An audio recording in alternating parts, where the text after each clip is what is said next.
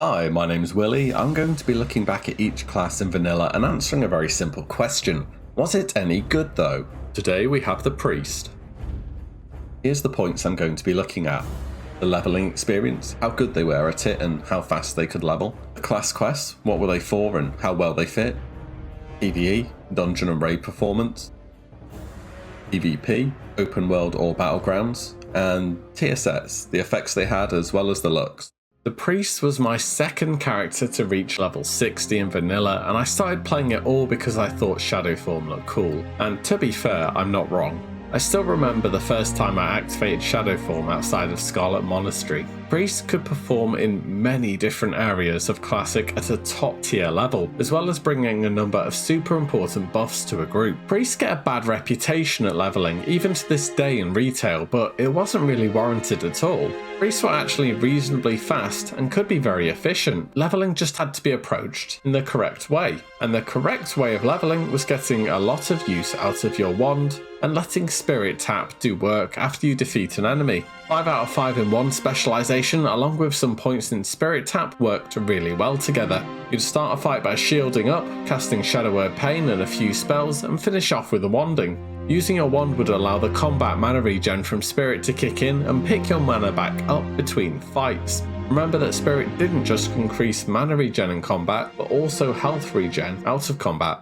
There was only one problem with this. At level 40, you'd need to respec to pick up Shadow Form, which was absolutely worth it. On top of this, keeping your wand as close as possible to your current level is very important, as it will be a large source of your damage whilst leveling. And unfortunately, not many wands can be found out questing, and most will have to be bought through the auction house. This means the Priest has to fork out more cash while leveling than the average person would, which will push back how early you can afford a level 40 mount. And since Priest had no speed boost, a mount is a very big deal. Try to strike a balance between having enough gold to invest in a mount around level 40 and keeping your wand up to date. Always check the auction house. Some people won't know the value of wands in Classic and you may be able to snipe a bargain. After level 40 with Shadow Form, leveling speed picks up a good bit. By this point you'll need to put your first 5 talent points back into wand specialization, but Spirit Tap scaling should be providing a large bonus by this point. Keep your eye out for plenty of spirit gear whilst leveling as a Priest. It will help your efficiency a great deal. If played well, you should be able to balance your time between casting and letting mana regen without needing to stop or drink very rarely, and letting your health regenerate with Renew or Power Word Shield and the out of combat regeneration. Priest does have it rough early game for sure, though things improve continuously up to level 40 and then get massively better, making a Priest a quick and efficient leveler. Class quests now, and Priests start off with a quest at level 6 to get a robe with some spirit on. Decent start, I suppose. Priests are the only class to receive race-specific spells. Some races share certain spells, but each race does have at least one unique spell. These spells are learned at level 10 and 20 and vary in usefulness quite widely across the board. Let's look at Alliance first, starting with the Night Elves. At level 10 they learned Star Shards through a short turning quest. This was a 6-second channeled ability with very good damage per mana spent. Though it was good, it wasn't necessarily better than just dotting up and wanding. Of course, 6 seconds is a long time to be standing still. Additionally, if you aren't shielded, taking any damage will knock back your spellcast, so despite sounding good, it was far from the best ratio. At level 20, Priest learned Elun's Grace, an on-use reduction to range damage taken, as well as an increase to dodge, useful in PvP. Apart from that, not that great. Next up, Human. Level 10 quest reward is shared with the Dwarves and is Desperate Prayer, an instant big heal. If this thing crits, it's basically like Lay on Hands. A solid ability in all circumstances, especially good in WoW PvP for catching people by surprise with a sudden big jump in health. Level 20 for the Human gave feedback, which made damaging magical effects against the Priest burn a flat amount of the target's mana and cause some damage. Pretty useless in PvE, pretty obnoxious in PvP, especially against casters. In 1v1s, mana really matters. At max rank, this burns 105 mana per spell you are hit by, so it really quickly adds up. Finally, dwarves. As mentioned above, level 10 gives Desperate Prayer, level 20 gives Fear Ward. This is a huge selling point for the dwarf priest and makes them the most desired alliance race. 30-second cooldown, a 10-minute duration for an immunity to a fear effect. It's easy to prepare your entire party against incoming fear effects. This ability is exceptional for PvE and PvP. It's also worth mentioning that dwarves got Stone Form for immunity to poisons, bleeds and diseases. This was very useful across the board as well. Dwarves are top tier. Now on to Horde. Trolls at level 10 learn Hex of Weakness, which reduces damage caused by a flat amount on top of making the target take 20% less healing. Actually reasonable in some PvP scenarios, tends to be outshone by Warrior's Mortal Strike, which gives a 50% reduction to healing. Same deal in PvE really. Also healing tends to be interruptible, which is a better idea than just reducing it.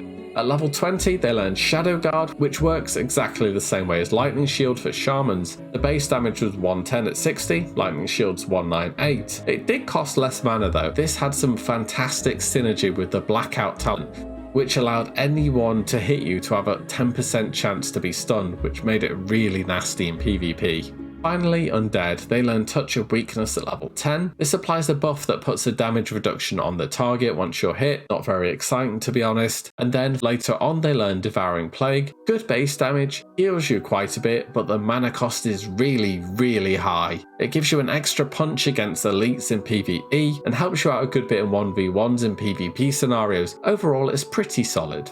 If I had to make any recommendations as to race for your priest, dwarf or human for alliance, or undead or possibly troll for PvP for horde, and again, the only race that has an incredibly large impact is the dwarf, so really just choose as you want to. Next quest isn't till level 52, it's the standard Sunken Temple Collect quest. Here are the rewards. The Trinket and the Wand are both solid upgrades for their respective specializations. Finally, at level 60, priests are one of the classes lucky enough to have a quest chain leading them to an epic weapon. And what a quest this is. First of all, you need to collect 2 items from various raid bosses, the Eye of Divinity from Majordomo Executus in Molten Core, which has around a 50% drop chance and can only be obtained once per raid. Secondly, the Eye of Shadow from either Doomlord Kazakh, who is a world boss in the Blasted Lands, or as a rare drop from various elite demons in Winterspring or the Blasted Lands. Once you have both of these, equip them, they are trinkets after all. The Eye of Divinity allows you to see Eris Havenfire, which gives you a quest to earn the final piece needed to create your weapon. The Eye of Shadow allowed you to heal NPCs to complete this quest. The premise of the quest is very simple. Use your healing skills to save 50 peasants before 15 are killed.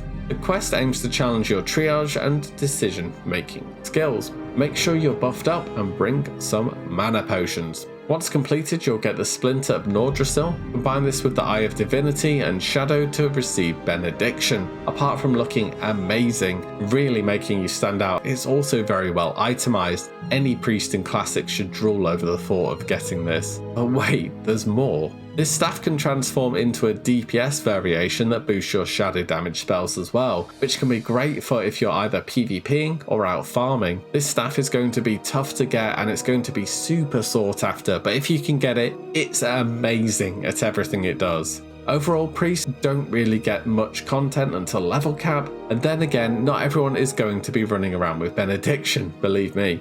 The quests to learn your racial spells are basically just hand-ins at your class trainer at level 10 and 20. Overall though, getting extra spells and the possibility to get an epic weapon does make up for this quite a lot for me, so I am a fan of the content priests have available. So let's recap.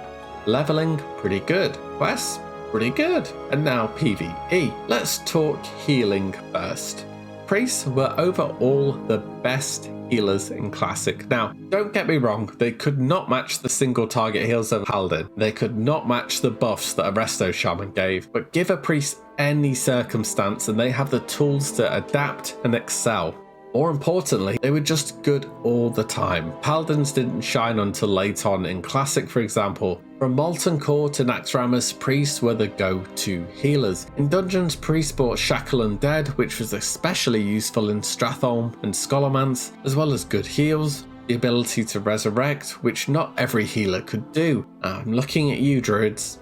A raiding environment was where priests truly shine. Let's cover the obvious bits first. Priests bought a stamina, spirit, and shadow resist buff. This is already a good selling point for bringing priests. On top of this, priests had a defensive and offensive magic dispel and were able to dispel diseases. Priests simply had the largest toolkits of heals and were able to pick and choose the correct heal for each situation. They were able to be very efficient through down ranking and even had a small emergency button in Power Word Shield. Renew tended to not be used as much, as only one could be active per priest and it wouldn't stack. Also, healing in Classic tends to be getting hit by one big heal rather than many healing over time effects. Also, periodic effects couldn't crit. Alliance priests were the only source of consistent group healing from Prayer of Healing, which would heal a massive amount if your whole party needed it. Unfortunately, its mana cost was equally massive, so only use it if you absolutely must. A go-to Holy Priest spec would look like this. The key talents here are Healing Focus to mitigate knockbacks for only 2 talent points. Most other classes had to spend 5 to get this. Inspiration for a nice big armor buff on crits, tanks love this. Improved healing to aid mana efficiency. Spiritual Guidance, which stacks nicely with the human racial, the human spirit. In the discipline tree, improved Power Word Fortitude is great. At max rank, Power Word Fort gives 700 extra health. Finally, meditation for some nice mana regen, and inner focus can help when rebuffing Fort, which costs an insane 3,400 mana for some reason, or when expecting big incoming tank damage, such as a boss entering frenzy like Magmadar for example. The above is better for general use in PvP and will be considered more of a starter endgame build. For later tiers, some priests may be asked to respec into the Deep Discipline tree to get power infusion to aid speed kills. A Deep Discipline priest may look like this. This spec does lower your healing output, but as mentioned, the real selling point is power infusion. 20% extra spell damage and healing for 15 seconds. This will normally go on your best geared mage, and note it increases spell damage, not overall damage, or it would have probably gone on the warriors. This spec also boosts the priest damage a little through Force of Will and Divine Fury, so smite away if you're able to. You are still however mainly a healer and should be focused on that. The final spec for healer priest is some weird hybrid. Essentially exists because your raid leader doesn't like shadow priests, and we'll talk about shadow in a moment. Just like the spec shown before, you still get power infusion and your main role is also a healer. So what's the deal with the points in the shadow tree? Well, simply put, shadow weaving gave 15% extra shadow damage taken at 5 stacks, and warlocks scaled very well throughout classic and were eventually shadow bolt gods, so this buff was necessary to maintain. At the start of a fight, you'd apply 5 stacks of shadow weaving and then either Mind Blast off cooldown or Mind Flay if it missed. Despite Mind Blast causing a high amount of threat, it shouldn't pull aggro from the tank, as you aren't going to be doing damage consistently. This specialization is really putting the raid above your individual performance. Just be aware, this could be you. So Shadow now, and I've talked a lot about how great the healing side is for priests, so is the Shadow side just as good? Well, no. Unfortunately, no. But they do have more going for them than Classic when compared to Vanilla. The main reason for this is Blizzard have decided to release Classic with a debuff limit of 16 rather than 8. This means you have the potential to get Shadow Word Pain on the boss if your raid lead agrees to it. This damage over time effect scales exceptionally well with spell power, and when combined with Mind Blast, Mind Flay, and Wanding, Shadow Priest DPS could be quite respectable. The debuff limit and mana are still the real limiting factors for Shadow Priest. Most raids will prioritize the damage over time slots or Warlocks Corruption on, as they scale better with gear.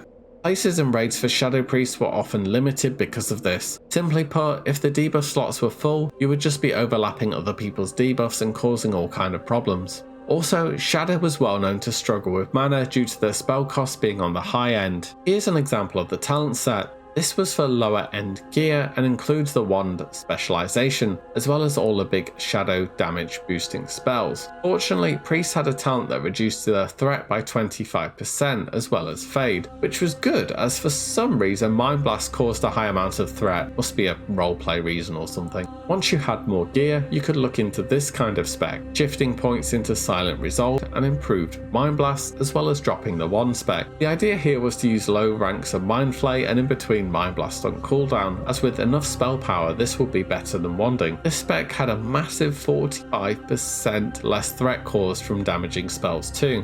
And it wasn't all doom and gloom for Shadow. They were great in dungeons, bringing the set of buffs any priest will, a bit of extra healing from Vampiric Embrace as well as Mind Control, Shackle Undead, and even Mind Soothe to help you get some cheeky skips past certain packs. On short duration fights, Shadow Word Pain could eat through multiple mobs. Overall, Shadow is serviceable, but you shouldn't expect to top meters, and you should expect to go out of mana on any long fight.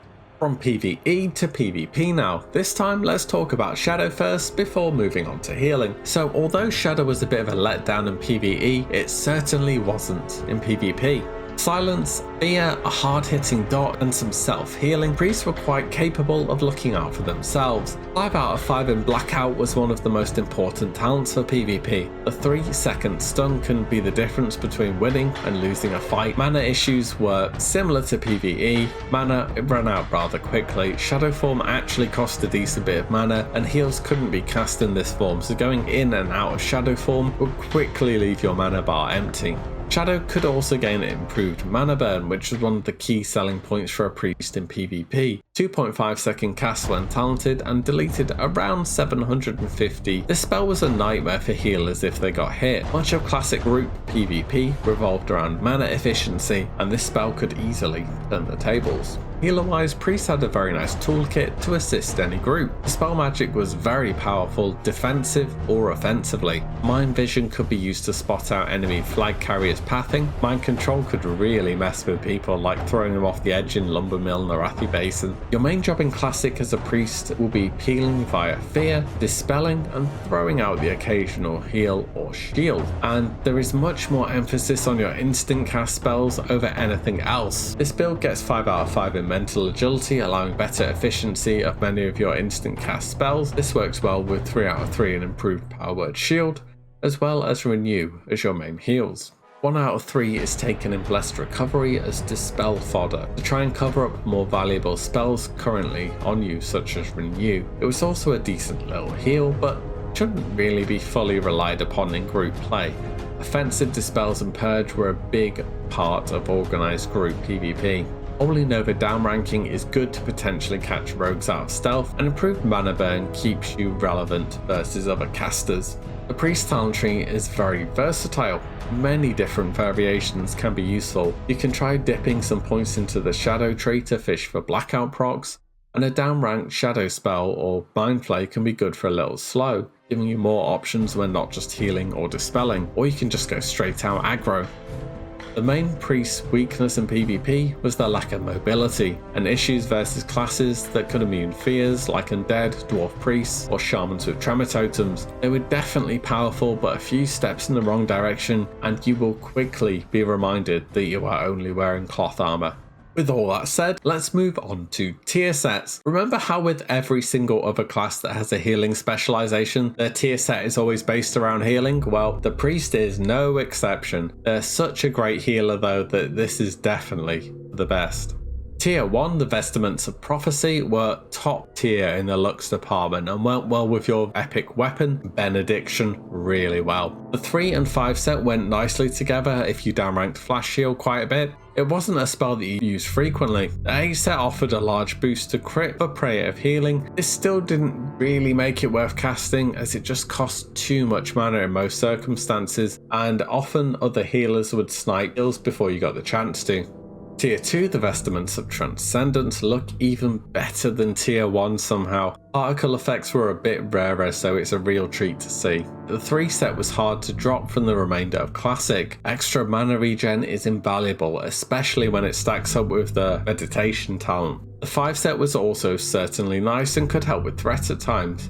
The 8 set was a big throughput bonus. At rank 5, Renew healed 315 over 15 seconds and cost 170 mana baseline. Add a spell coefficient of 1, this meant downranking greater heals just as Renew could add some serious HPS for the priest. Improved Renew may be worth with this. It does only increase the base value however, but if you're on a raid damage heavy fight, it's certainly worth some consideration. Tier 3, Vestments of Faith for Naxxramas Once again, great looks, and the set bonus with reductions to threat and improved mana efficiency through the 3 and 8 set. The bonus mana regen and additional stats from the 8 set do make the 3 out of 8 tier 2 worth dropping. Once again, a top tier healing set. So the Priest, was it any good though?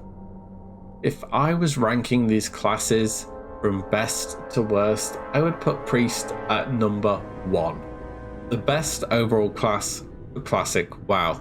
Every class has their issues, and Priest certainly has theirs. Early game leveling and PvE DPS, but the leveling pain doesn't last too long, and the PvE healing more than makes up for the DPS. You have numerous PvP options, an epic weapon questline, invaluable buffs, interesting racial choices. Everyone will want you in literally every group. The downsides don't make up for how many things make this class damn awesome. Apart from this, the only real downsides are going to be competing with so many other people for gear at endgame.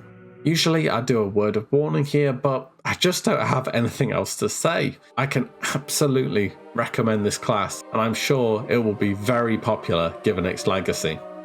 As always, thank you so much for watching, and I will see you in the next one. Take care, guys. Cheers. Bye.